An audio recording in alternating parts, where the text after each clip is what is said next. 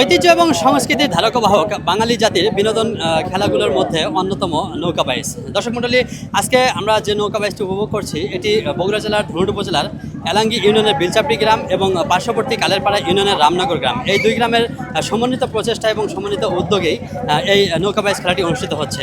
নিজের গাঁটের অর্থ খরচ করে, পকেটের অর্থ খরচ করে নৌকা তৈরি করে কায়িক শ্রমের মাধ্যমে যারা বিনোদন দেয়, এরকম জাতি পৃথিবীতে আর কোথাও আছে কিনা আমার অন্তত জানা নেই।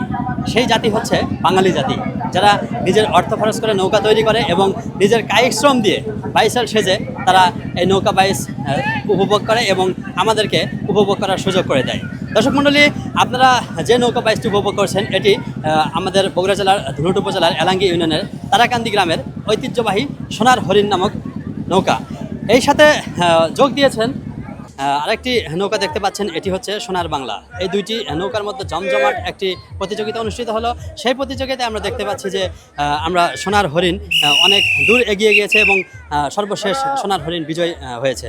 নৌকা বাইচ দেখার জন্য দূর দূরান্ত থেকে এবং বিভিন্ন এলাকা থেকে আপনারা যারা এসেছেন তাদের প্রতি অন্তিম শুভেচ্ছা এবং সংগ্রামী সালাম। আসসালামু আলাইকুম।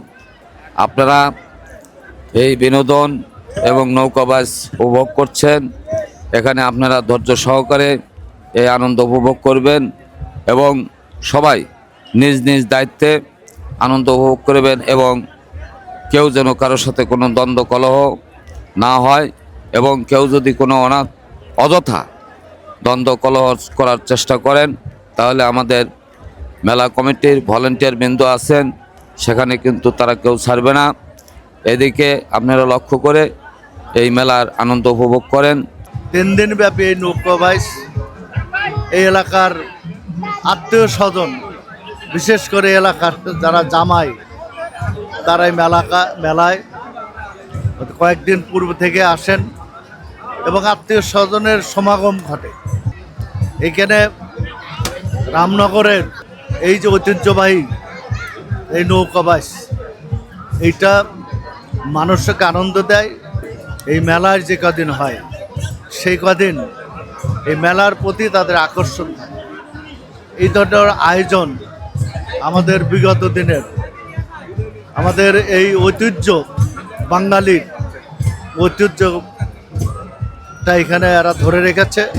3 দিনব্যাপী এই খেলাটি আজকে শেষ হওয়ার কথা ছিল, কিন্তু অনিবার্য কারণবশত এই নৌকা বাইচ খেলাটির ফাইনাল খেলা আগামীকালকে অনুষ্ঠিত হবে।